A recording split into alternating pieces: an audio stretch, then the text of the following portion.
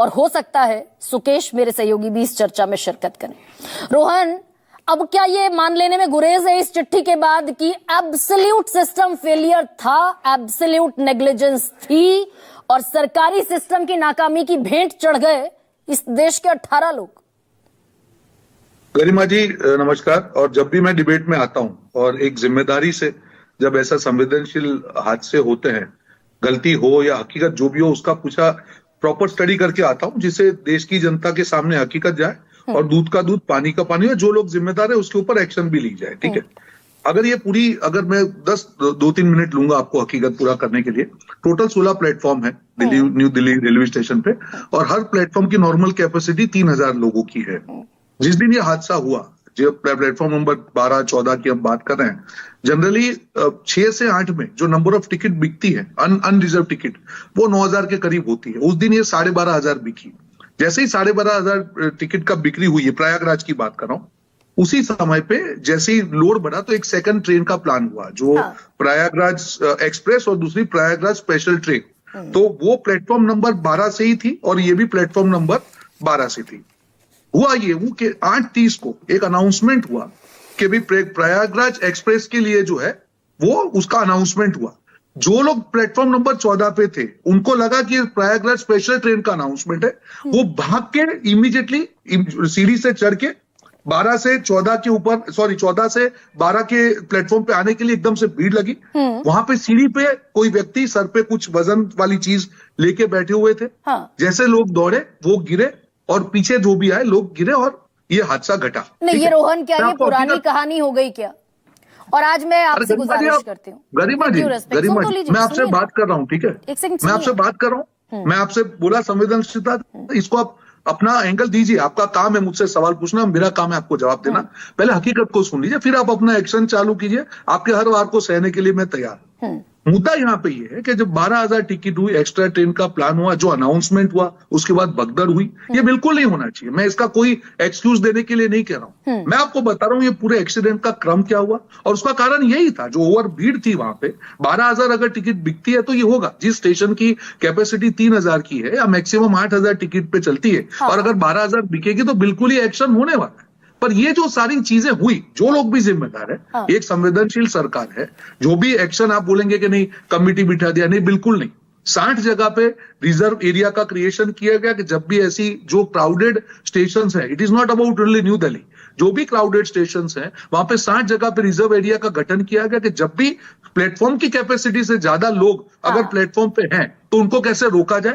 तो मैं इसका कोई जस्टिफिकेशन नहीं कर रहा हूं कि भाई होल्ड अप एरियाज बनाए गए, होल्ड अप एरियाज बनाए गए, लेकिन मैं कुछ इससे थोड़ा सा अलग सवाल पूछ रही हूँ। एक मिनट अच्छा चलिए पूरा कीजिए, आज आप मुकम्मल कीजिए अपनी बात को, मैं तब सवाल पूछूं। मैं आपको वापस बोल रहा हूँ, मैं आपके शो पे कोई भी गलती जस्टिफिकेशन देने नहीं दे रहा हूँ। नंबर 1, जो हकीकत है वो आपके सामने मैंने रखी। नंबर 2, और ये कोई लिपापोती नहीं है कि जो भी एक्शन होगा आपके सामने होगा, कि जो लोग भी जिम्मेदार पाए जाएंगे और बिल्कुल एक्शन उसके अगेंस्ट में लिया जाएगा। ये 3 चीज आपके शो पे आज में। नहीं, लेकिन जिस दुनिया की सबसे बड़ी नेटवर्क में से एक है भारतीय रेलवे नेटवर्क, दुनिया का चौथा सबसे बड़ा रेलवे नेटवर्क है भारत का। उस नेटवर्क में जो बड़े अधिकारी हैं उनके पास सीसीटीवी कैमरा भी है, कमांड सेंटर भी है, सारी उनके पास ताकतें हैं, उसके बावजूद वो ये रेलवे प्लेटफॉर्म स्विच करने को लेकर डिसीजन नहीं ले पाए। मैं आपको यही बता रहा हूं, ये और बात 12 पर आएगी पहले और फिर 16 पर आएगी। नहीं सुनिए, नहीं ऐसा नहीं, स्विचिंग का नहीं है। 2 सेपरेट ट्रेन थी, समझिए बात को। एक थी प्रयागराज एक्सप्रेस और दूसरी थी प्रयागराज स्पेशल ट्रेन। जब नहीं, ये तो रेलवे प्रोटेक्शन फोर्स ने चिट्ठी लिखी रोहन, ये मैं आपको वही बता रहा हूं, रिटन डॉक्यूमेंट है उसमें। मेरी बात सुनिए, कंफ्यूजन वहीं पे हुआ कि जो ट्रेन का अनाउंसमेंट हुआ उसकी जगह दूसरी ट्रेन के लोग जो उसका वेट कर रहे थे 14 से, वो लोग, मैं इसका कोई एक्सक्यूज नहीं दे रहा हूं, मैं आपको फैक्ट्स आपके सामने रख रहा हूं। आप जो बात कह रहे हैं वो दिल्ली पुलिस की रिपोर्ट कह रहे हैं। आप दिल्ली पुलिस ने जो रिपोर्ट सबमिट की है वो ये है, और मैं ये रेलवे प्रोटेक्शन फोर्स ने जो बाकायदा बताया कि 20:45 पर, यानी कि 8:45 पर अनाउंसमेंट हुआ कि 12 पर आएगी प्लेटफॉर्म नंबर, और फिर 3 मिनट बाद अनाउंसमेंट हुआ कि 16 पर आएगी। मैं आपको वही कह रहा हूं कि जो ये 14 वाले लोग खड़े थे, वो ट्रेन अलग थी, वो स्पेशल ट्रेन थी। और जो नॉर्मल ट्रेन थी वो 12 पे ही थी। हाँ। तो 14 पे जो स्पेशल ट्रेन वाले लोग कर रहे थे, उनको ये लगा कि अनाउंसमेंट हमारी ट्रेन के लिए है, इसीलिए वो दौड़ के सुधा 12 की तरफ गए और ये घटना हुई। हाँ। और इसी के कारण ये जो अनाउंसमेंट में जो कंफ्यूजन हुआ वो दूसरी ट्रेन के कारण हुआ और इसी कारण भगदड़ी और स्टैम्पेड हुआ। हालांकि इसका कोई जस्टिफिकेशन नहीं है। तो क्या रोहन 3 दिन बीत, ये क्या रॉकेट, अच्छा ये बताइए ना, ये रॉकेट साइंस है? सरकारी जो रेलवे के अधिकारी, ये रॉकेट साइंस था क्या? मैंने मान लिया आपकी बात रोहन, क्या ये रॉकेट साइंस था कि नई दिल्ली रेलवे स्टेशन पर घटना से 2 घंटे पहले हर घंटा 2600 टिकट बेचा गया? ये स्टेशन डायरेक्टर को रेलवे प्रोटेक्शन फोर्स बताएगी कि टिकट बेचना बंद कर दो? बिल्कुल उनका एक्शन है, मैं वही तो कह रहा हूं। अगर 12,000 टिकट बिकते हैं तो ये कोई नॉर्मल चीज नहीं है। जिस प्लेटफॉर्म की कैपेसिटी 3,000 है, अगर 12 है तो बिल्कुल एक्शन लेना चाहिए। सिर्फ दूसरी ट्रेन को प्लान करना एक्शन नहीं है। कहीं ना कहीं कैपेसिटी से ऊपर जाता तो आपको रोकना ही पड़ेगा, रोकना पड़ेगा। तो ये भी क्या रॉकेट साइंस है कि अभी तक रेल मिनिस्ट्री को नहीं पता कि वहां पर सीटेड ऑफिशियल्स कौन थे, या हाई पावर्ड कमेटी बनाकर टाल दी बात? भाई चलिए ठीक है। मंत्रालय ने आपको रेलवे मंत्रालय ने ये कहा कि जो अभी एक्शन रिपोर्ट आएगी, जो अभी कमेटी, क्योंकि अलग अलग वर्जन्स आ रहे हैं, जैसे आपने कहा वैसे कि कोई कह रहा है कि ये हुआ, सारे वर्जन्स को रख के जो लोग जिम्मेदार होंगे, ये कोई छोटी घटना नहीं है, नहीं बख्शा जाएगा। मैं आपको ऑन रिकॉर्ड बोल के जा रहा हूं। दूसरी चीज गरिमा जी, इससे जो सरकार को जो है रेलवे मंत्रालय को जो एक्शन लेना है आने वाले दिनों में, वो भी हम जी क्या बोल रहे हैं आप? 95% हादसे रेलवे में इसी वजह से होते हैं कि प्लेटफॉर्म स्विच कर दिया जाता है। भाई किसकी अकाउंटेबिलिटी है? नीतीश कुमार ने एक दुर्घटना पर इस्तीफा दे दिया था, लाल बहादुर शास्त्री ने इस्तीफा दे दिया था। गरिमा जी, हमारे देश में रेलवे एक बहुत महत्वपूर्ण हिस्सा है हमारे अर्थतंत्र का भी और हमारी पूरी जो लाइफस्टाइल है उसके अंदर। वहां पे अगर इस प्रकार की घटना होती, आप ये कहें नहीं प्रयाग के कारण, मैं उस जस्टिफिकेशन में नहीं मानता हूं। जो भी अधिकारी की अगर गलती है या कोताही बरती गई, बिल्कुल उसके ऊपर एक्शन होना चाहिए। अगर प्लेटफॉर्म से कैपेसिटी के ज्यादा अगर टिकट गई है, वो भी एक्शनेबल है। टिकट ज्यादा होने के बाद वहां पे अगर व्यवस्था है, वो भी एक्शनेबल है। दूसरी ट्रेन का हम कह रहे हैं कि अनाउंसमेंट में कुछ कंफ्यूजन हुआ, वो भी एक्शनेबल है। ऑल पॉइंट्स आर एक्शनेबल, किसी को नहीं बताना चाहिए। तो और भाई ये पार्टी विद द डिफरेंस की सरकार है रोहन गुप्ता, और 3 दिन बीतने के बाद हमारे देश के रेल मिनिस्टर को नहीं पता कि responsible, accountable, answerable railway officials हैं कौन? There is no one person, it is a system failure somewhere. मैं आपको बता रहा हूं, एक व्यक्ति की बात नहीं है। इसीलिए जब संवेदनशील मुद्दा हुआ है, उसकी पूरी रिपोर्ट करके जो भी पॉइंट पे हुआ है, टिकट डिस्ट्रीब्यूशन से लेके, सेल से लेके, वहां की व्यवस्था से लेके, अनाउंसमेंट से लेके, और जब ये स्टैम्पेड हुआ तब, चारों मुद्दे पे जहां जहां जिसकी भी वो है उसको बख्शा नहीं जाएगा। तो रोहन सिस्टम फेलियर है, यू एक्सेप्टेड? 100% ये हुआ है।